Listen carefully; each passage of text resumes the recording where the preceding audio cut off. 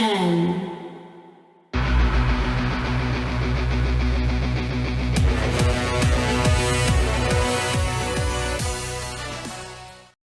Salut à tous, c'est SullyPerfect10, j'espère que vous allez bien.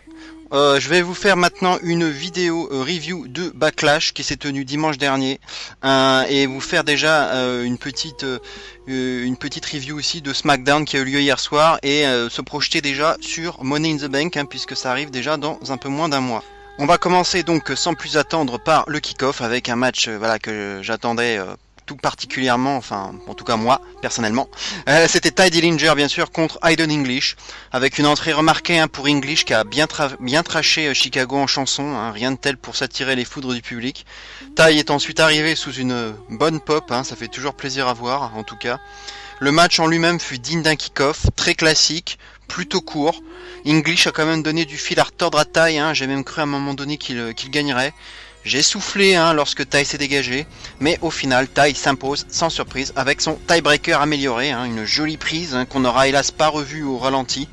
Mais peu importe, victoire de Tye, je suis vraiment content pour lui, c'est vraiment très bien, même si l'adversaire n'était pas prestigieux, mais il est toujours invaincu depuis ses débuts dans le main roster, et pour son premier match en pay-per-view, c'est vraiment cool de le voir gagner. Et j'espère voir Tye au Money in the Bank, ça serait un underdog parfait. Et quand on voit ce qui se passe à SmackDown en ce moment, on le verra plus tard dans cette vidéo, eh bien tous les espoirs sont permis pour Tye, comme pour bien d'autres ici, on le voit que c'est le Land of Opportunity. D'ailleurs, dans le Talking Smack qui a suivi Backlash, on a vu Tye qui a évoqué le Money in the Bank et qui a dit qu'il aimerait bien être champion, donc pourquoi pas. Il y a une place à mon avis encore à prendre au Money in the Bank, donc on sait jamais. Voilà, rien d'autre à dire de plus sur ce match. Victoire classique du face dans un kick-off. Un match très banal que je noterai 5 sur 10. En tout cas, on peut le dire. Aiden English j'ai bien pris une branlée. Voilà. Allez, match suivant, on passe directement sur la carte principale avec Dolph Ziggler contre Nakamura, un opener assez surprenant, car avec tout le raffut qu'il y a eu autour des débuts de Nakamura, tous les clips qu'il y a eu, le poster, etc., j'aurais cru vraiment qu'ils allaient nous faire languir davantage durant une bonne partie du pay-per-view avant de voir Nakamura lutter. En tout cas, voir ce match dès l'opener, ça m'a surpris. Mais c'est sûr que pour ouvrir un pay-per-view, c'est une bonne idée. Ça ne peut que bien faire chauffer la foule. Le match est bien monté en intensité. Le début était plutôt cool, tranquille. Mais Ziggler a tenté pas mal de tomber, mais Nakamura se dégageait à chaque fois, notamment sur le zigzag, chose qui arrive assez rarement. Et même chose sur un super kick que Nakamura s'est pourtant pris en plein sur l'arrière du crâne. Impossible de battre Nakamura ce soir-là.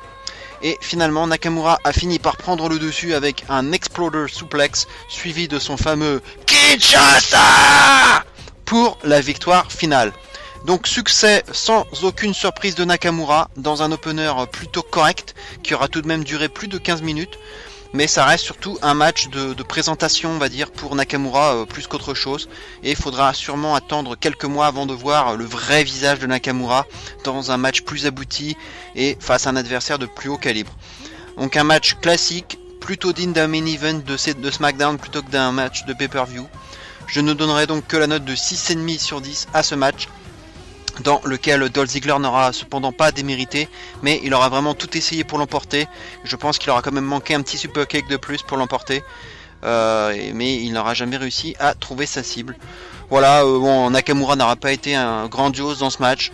Voilà, c'est ses débuts. Il va y aller, je pense, ça va monter crescendo Voilà, on sait que ça va être une future superstar, vraiment méga superstar d'envergure à la WWE, donc il faudra falloir être patient avec lui. Mais j'espère quand même que ça va monter en intensité, parce que voilà, au micro on sait qu'il a du mal à parler anglais. Son entrée est démentielle, mais c'est vrai que sur le ring il a encore du mal à accrocher personnellement à ses matchs. Voilà, mais il y a de quoi faire, je pense, avec lui. Match suivant, les Breezango affrontaient les Usos pour les titres par équipe. Alors on a vu Breezango se présenter avec Breeze, qui avait le même déguisement que lors du Fashion Fight de la semaine dernière, qui a d'ailleurs été rediffusé juste avant le match. C'est assez bizarre d'ailleurs d'avoir remis ce Fashion Fight. J'ai trouvé qu'il avait l'air de Hulk Hogan comme ça, c'est ce que je m'étais déjà dit la semaine dernière. En tout cas, le match a commencé comme ça, avec un Breeze déguisé, avec une serpillière à la main. Il est même entré sur le ring avec, en narguant un peu Jey Uso. En tout cas, j'ai été content de voir Jey réussir à casser la serpillière et à s'en débarrasser, parce que ça devenait quand même un peu lourd, son petit numéro à Breeze. Mais malheureusement, Breeze est revenu avec un déguisement de grand-mère par la suite, donc on a Jey là en plein comedy wrestling. Mais par la suite, Breeze se fera déshabiller par l'un des Usos. Et c'est finalement à partir du moment d'ailleurs où Breeze a véritablement eu son apparence habituelle qu'il a vraiment commencé à catcher plus sérieusement et à montrer de belles choses, notamment son Unprettier qui a failli lui permettre de gagner le match. Mais Jimmy se dégage. Fandango a tenté en fin de match son Last Dance, mais il se fait retenir par Jimmy, ce qui profite à Jey qui ajuste Fandango avec un Super Kick et qui remporte la victoire. Donc conservation logique des titres par les Usos. Fandango aura quand même été le MVP du match pour moi. Il aura été vraiment l'auteur d'une belle prestation, l'une de ses meilleures je trouvais de ces derniers mois. J'ai trouvé dommage quand même que Breeze ait fait toutes ces facéties inutiles, car lorsqu'il a arrêté d'en faire, il était vraiment beaucoup plus intéressant à voir évoluer. Et sans toutes ces pitreries, on aurait pu avoir un match de bien meilleure facture. Et je trouve ça dommage. Pour moi, c'est plus digne d'un weekly qu'un pay-per-view. Pour moi, un match de pay-per-view avec les titres en jeu surtout, ça doit rester un match sérieux. Et les faces ici, c'est très bien SmackDown, ça restait cette place-là. Et ça aurait dû être comme ça. J'ai pas compris l'intérêt en plus de s'être déguisé comme ça, puisque à la base Breeze a une gimmick de flic tout comme Fandango, donc j'ai pas compris le délire à vrai dire. Au final, un bon petit match par équipe, mais une nouvelle fois d'un niveau weekly plus que d'un niveau pay-per-view. Je donnerai donc la note de 6,5 sur 10 à ce match. On aura quand même eu un rematch à noter hier soir à SmackDown, puisque Breeze et Fandango ont chacun gagné très rapidement un match simple contre chacun des Usos, ce qui a occasionné un rematch pour les titres dans la foulée, mais pas de miracle. Alors que Fandango avait réussi son Last Dance sur Jimmy, Jey a enchaîné avec un splash sur ce même Fandango et l'a emporté. Donc les Usos ont conservé leur titre. Ça va devenir du coup un peu difficile pour Fandango, pour Breezango pardon, pour les titres. Je sais pas ce qu'ils vont faire d'eux. Est-ce qu'ils vont continuer quand même à s'imposer dans le roster par équipe, parce que bon, ils ont quand même été un peu over grâce à ça. Ils ont une meilleure exposition, donc ça donne un peu de vent nouveau, de bouffer d'air frais. Mais il y a les New Day qui vont arriver et qui sont destinés à reprendre le flambeau dans une longue feud avec les Usos à mon avis, ce qui semble assez clair. Et d'ailleurs les New Day ont fait un retour surprise un peu hier à Talking Smack, que je vous invite à voir pour ceux qui ne l'auraient pas encore vu. Ça faisait en tout cas plaisir de revoir les New Day. Voilà, on va voir ce que ça va donner. Moi j'aurais bien aimé, j'aimerais bien voir aussi les Singh Brothers dans le roster par équipe, puisque c'est des lutteurs à la base, ce sont les Bollywood Boys, pardon. On les a vus au Cruiserweight Classic l'année dernière, donc ça pourrait être aussi une équipe en plus, pourquoi pas. Si une équipe devait quitter SmackDown, on aurait quand même les Singh Brothers qui pourraient aussi faire le boulot. Puis il faut pas oublier les American Alpha et The Ascension et les Colonnes. Il y a quand même beaucoup d'équipes maintenant. Mais bon voilà, avec tout ça, on a quand même redynamisé un peu le roster par équipe. Il le fallait, donc c'est bien. Avec une équipe de Breezango qui donne quelque chose de différent, mais comme je le disais, je les préfère dans leur face ici à SmackDown mais pas dans un pay-per-view. Voilà, on passe au match suivant entre Baron Corbin et Sami Zayn. Alors Corbin a dominé une bonne partie du match malgré quelques répliques de Zayn, puis plus le temps avançait, plus le match s'équilibrait et devenait intéressant. Les Near Falls se sont succédés, on a vu un Rolling Crucifix et un Sunset Flip Powerbomb de la part de Zayn, on a vu aussi un Deep Six de Corbin, mais au final Zayn arrive à prendre le dessus avec son Head of a Kick pour la victoire finale. Donc petite surprise on va dire, car Corbin était quand même plutôt donné favori, c'était aussi mon pronostic, mais même si ce match s'annonçait comme le plus indécis de la soirée, c'est vrai qu'il était difficile à pronostiquer, ça aurait pu basculer autant d'un côté que d'un autre. Mais c'est quand même bien pour Zayn qui avait aussi besoin d'une victoire dans un pay-per-view. A noter qu'on aura une nouvelle fois pas vu de End of Days, comme je vous le disais dans ma vidéo pronostic. J'ai l'impression de ne plus avoir vu ce move depuis un bon moment, c'est assez étrange, pourtant je ne pense pas que ce move ait été banni, donc je suis assez surpris. Et on l'aura pas vu non plus d'ailleurs hier à SmackDown. Mais je pense que c'est pas fini entre ces deux-là, hein, qu'il y aura une revanche prochainement. J'ai préféré quand même la dernière partie du match, à n'en pas douter, hein, qui fut beaucoup plus rythmée, avec un peu plus d'intensité. Cela dit, le match reste au niveau des précédents du pay-per-view, hein, correct, mais sans plus. Ça mérite aussi la note de 6,5 sur 10. Et d'ailleurs, hein, quand je parlais de revanche entre les deux, ça n'a pas traîné, puisqu'on aura eu pas plus tard qu'hier soir une revanche entre Zayn et Corbin. C'est donc là, à ce moment-là, que j'ai pensé qu'on aurait une revanche de Corbin, hein, qui pour moi l'emporterait. Mais au contraire, Sami Zayn a carrément squashé Corbin avec un roll-up. Donc j'ai quand même été très surpris de cette défaite aussi rapide. Et surtout que ça fait quand même 2 défaites en 3 jours pour Corbin. Hein. Donc c'est peut-être pour moi le signe qu'on veut le rendre un peu plus faible, Corbin, pour mieux nous surprendre au Money in the Bank.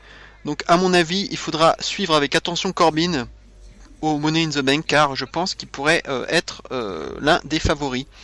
En tout cas, on a vu Corbin, hein, qui a véritablement massacré Zayn après le match d'hier soir, puisqu'évidemment il a très mal digéré cette défaite rapide. Et donc peut-être que ça annoncera une absence longue durée pour Zayn et peut-être un forfait pour Money in the Bank, ce qui pourrait laisser la place à un autre spot pour un lutteur supplémentaire. On va en parler tout à l'heure. Match suivant entre Naomi, Becky Lynch et Charlotte qui affrontaient l'équipe du Welcoming Committee, Natalya, Carmella et Tamina. Bon, déjà pour commencer, est-ce qu'on en parle de la coiffure de Becky Lynch? Est-ce qu'on en parle? Voilà, voilà ma réaction, quoi. Voilà, bon, on va reprendre la courbe de cette vidéo parce que ça va être difficile. Bon, bref, faut le dire, j'ai trouvé le match boring. Voilà, même Charlotte, hein, était en dessous de son niveau habituel. Hein. On a quand même senti qu'il fallait mettre en avant le Welcoming Committee dans ce match, hein, c'était une nouvelle faction et qu'ils étaient en push. Le match s'est fini un peu dans le bordel général, hein, et au final, Natalya a fait abandonner Becky Lynch avec son traditionnel sharpshooter. Ça peut paraître étonnant, mais on comprend un peu mieux, je pense, pourquoi Natalya a gagné. Pas de défaite de Naomi au final, comme je l'avais envisagé, hein. Donc pas de prétendante au titre qui se dégage particulièrement à ce moment-là. Mais c'est quand même, donc comme je disais, Natalya, donc le leader du Welcoming Committee, qui bat celle qui était au cœur de la feud initiale, à savoir Becky Lynch. Ce qui, je pense, n'est pas laissé au hasard. Puisque on a appris, hein, hier soir à SmackDown qu'il y aurait la semaine prochaine un Fatal 5-Way Elimination Match pour déterminer la future adversaire de Naomi au Money in the Bank.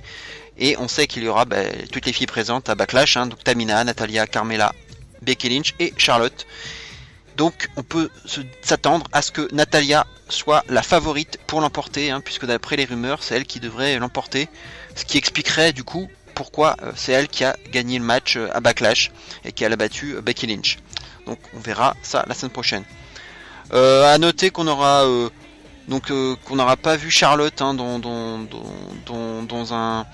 une signe qui a montré de signes de mésentente avec son équipe, hein, pas de tension, pas de heel turn, pas de signe de frustration donc, mais ça pourrait venir par la suite, hein, ce sera quelque chose à voir. Mais bon, j'ai l'impression qu'on ne sait pas vraiment quoi faire de Charlotte, hein, qui a encore du mal à trouver sa place. On ne sait pas vraiment s'il faut la faire tourner heel ou pas. En même temps, il n'y a plus que 2 faces à SmackDown par elle, hein, donc à savoir Naomi et Becky Lynch. Donc la faire tourner heel, c'est peut-être un peu limite, à moins que Lana, dont on annonce ses débuts d'ici peu de temps, à moins que Lana ne soit face. Mais bon, en même temps, je ne pense pas qu'elle soit amenée à occuper un rôle important dans le roster féminin. Bref, un match assez palichon que je noterai uniquement 5,5 sur 10. Voilà, il n'y a pas grand chose d'autre à dire, c'était le match le plus faible de tout ce pay-per-view. On passe à la suite avec un tout autre match entre Kevin Owens et AJ Styles pour le titre des États-Unis. Alors on a vu Kevin Owens faire un gros travail sur la jambe droite de Styles pendant le match, à base de jambes contre le poteau, cannonball sur la jambe, single leg buster crab, puis ankle lock. À noter à un moment donné un botch de Styles, en tout cas on le pense, lorsqu'il a glissé sur la 3ème corde lors de sa tentative de Springboard Phenomenal Forearm. Mais une fois qu'on a revu la scène au ralenti, hein, c'était peut-être pas si évident que ça, hein, puisque on a vu qu'il avait du mal à s'appuyer sur sa jambe lors de sa propulsion, et que c'était peut-être pour ça justement, et que c'était pour mieux vendre sa blessure qu'il a botché. Donc si c'est le cas, en tout cas, c'était vraiment bien foutu. Kevin Owens aura vraiment déployé presque tout son arsenal de prise, avec une sorte de neck shoulder breaker assez spectaculaire. On aura vu 2 cannonballs, un corkscrew suplex de la deuxième corde et une ankle lock. Donc on a vu beaucoup de choses. On verra ensuite un holy shit moment avec Styles qui porte une suplex à Kevin Owens sur l'apron du ring, qui aura bien produit son effet. Ensuite on a retrouvé les deux lutteurs à l'extérieur du ring avec Styles qui réussit un phenomenal forearm alors qu'il était caché derrière les barricades du côté du timekeeper. Il tente ensuite un Styles Clash directement sur la table des commentateurs.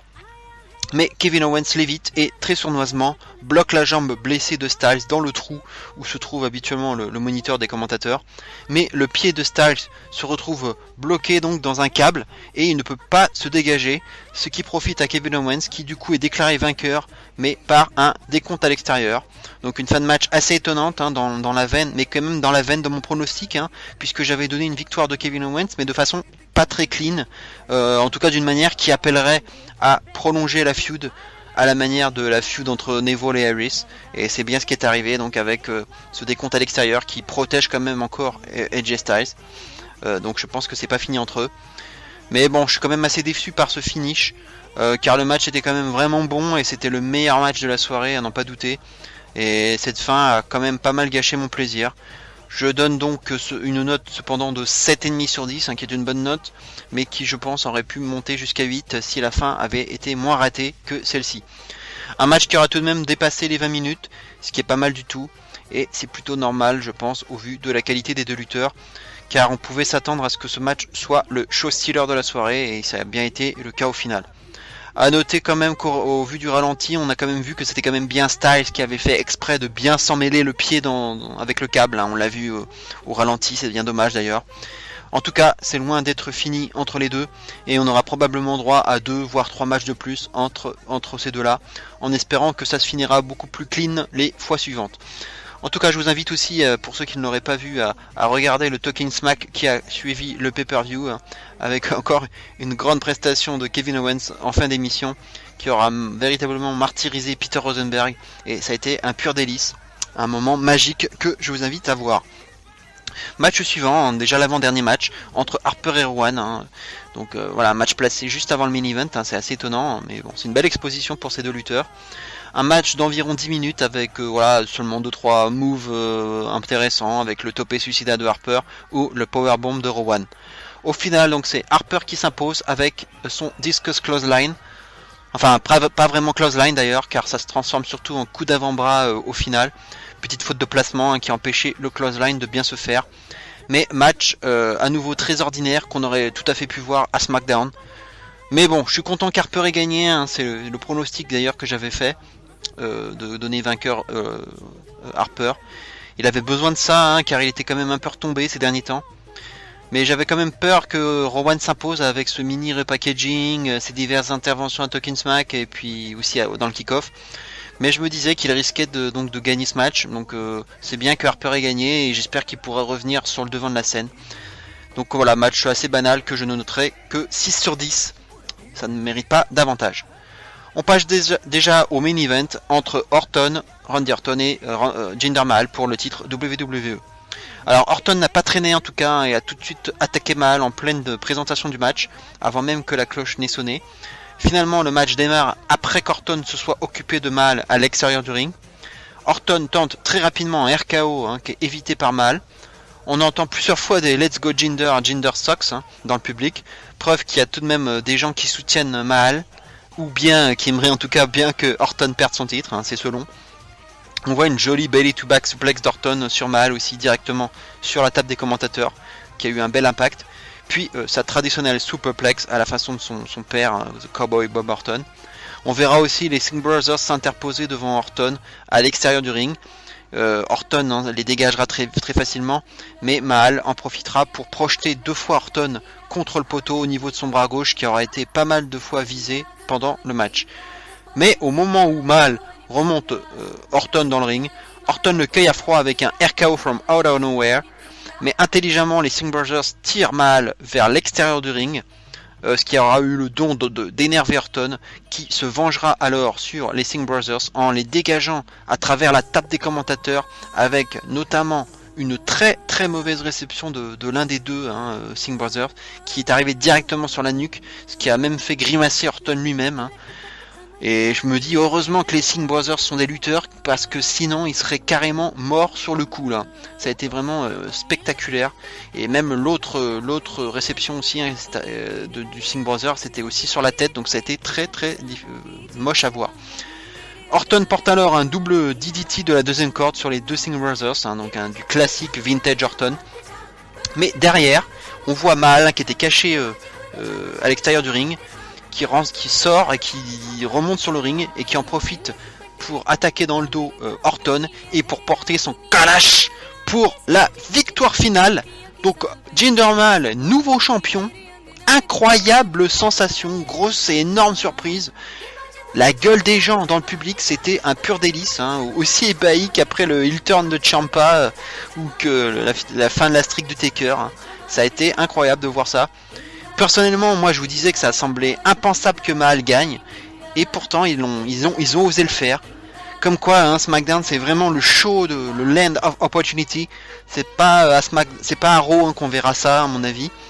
Mais reste à voir si ce règne va durer longtemps, car au point où on en est, tout est possible désormais.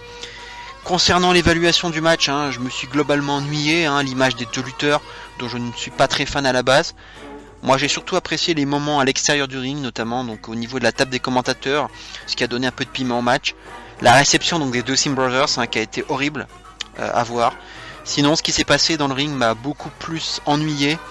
Je ne donnerai donc la note que de 6,5 sur 10 à ce match, qui n'est pas d'un niveau d'un main event de pay-per-view pour moi.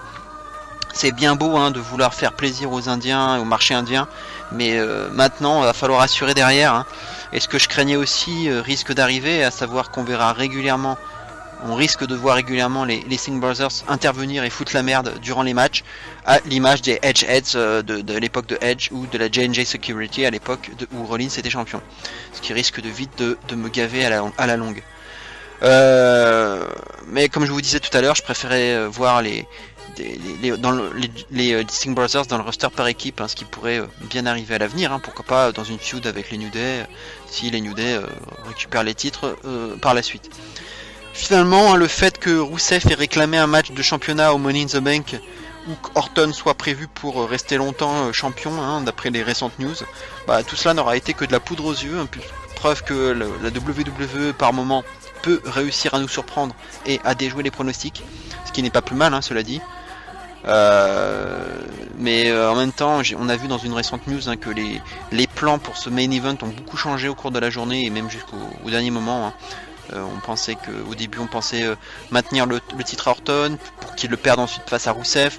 Finalement ils sont revenus sur une victoire de Mahal. Donc beaucoup de changements.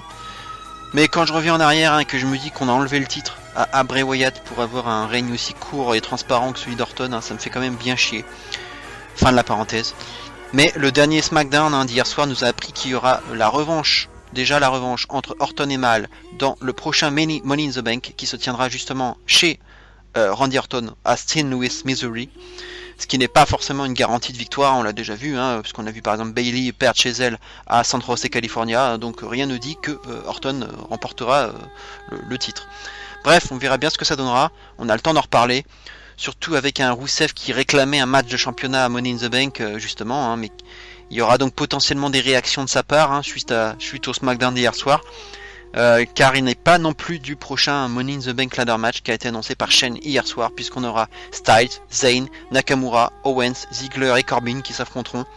Même si on a déjà vu 7 participants dans le passé, donc c'est pas impossible qu'il y ait un 7ème qui s'ajoute. Pourquoi pas Ty Dillinger en 7ème par surprise, pourquoi pas Rusev, et pourquoi pas parce qu'on sait pas non plus ce qui va devenir de Zayn après l'attaque de Corbin, peut-être qu'il va être forfait et qu'il y aura un remplaçant. Donc on va voir ce qui va se passer. Surtout qu'il reste encore pas mal de temps avant Money in the Bank. Voilà pour cette review de Backlash. Au final, on peut faire le bilan. Je n'étais pas à la base très hypé par ce Backlash, tout comme je n'étais pas hypé non plus par le Takeover Chicago. Mais autant Takeover Chicago m'a agréablement surpris, autant ce backlash est resté dans la lignée de ce que je pressentais, hein, à savoir un show de transition et sans grande envergure. J'ai trouvé ce pay-per-view très ordinaire, très fade et sans saveur. Je ne retiendrai que le Kevin Owens et Jay Styles comme match intéressant, malgré le finish qui était un peu décevant. Les autres matchs sont tous oubliables, sans exception. Je ne donnerai donc à ce pay-per-view que la note de 6 sur 10. Je ne peux pas parler de déception, hein, puisque je n'en attendais pas grand-chose. Même les débuts de Nakamura ne m'ont pas enchanté, hein, tout comme la prestation de Charlotte, très en dessous de son niveau habituel. En tout cas, bravo Tai, et don't hinder gender, c'est un peu la phrase du moment. Et bravo au Malarja pour ce titre. On verra combien de temps il va le conserver. Voilà, en tout cas n'hésitez pas à commenter, liker et partager cette vidéo. J'aimerais savoir ce que vous en avez pensé, si ce pay-per-view vous a plu ou pas. En tout cas on se retrouve bientôt pour une prochaine vidéo, je ne sais pas encore de quoi ça parlera, on a le temps de voir ça. En tout cas, bonne semaine, on se retrouve très bientôt, et d'ici là, bien entendu, vive le catch, et bravo Tai encore une fois. Ciao!